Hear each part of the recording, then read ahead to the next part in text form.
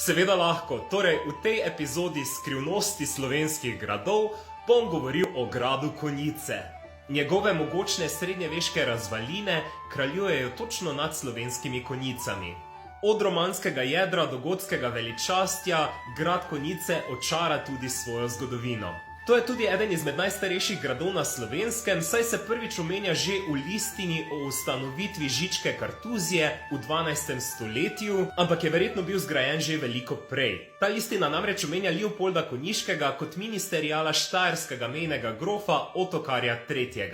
Grad je skozi stoletja zamenjal kar nekaj lastnikov in oskrbnikov, njegovi prvi lastniki so bili konjiški vitezi, vse tam do nekje 14. stoletja. Potem so kasneje v tem stoletju grad prevzeli viltuški gospodje, v času njihovega lastništva pa je tudi za krajše obdobje grad prešel v last celjskih grofov. Potem je bil tudi v lasti žičkih kartuzijanov, njegov zadnji lastnik pa je bila rodbina Vindišgrec, ki je imela grad v lasti vse do konca druge svetovne vojne.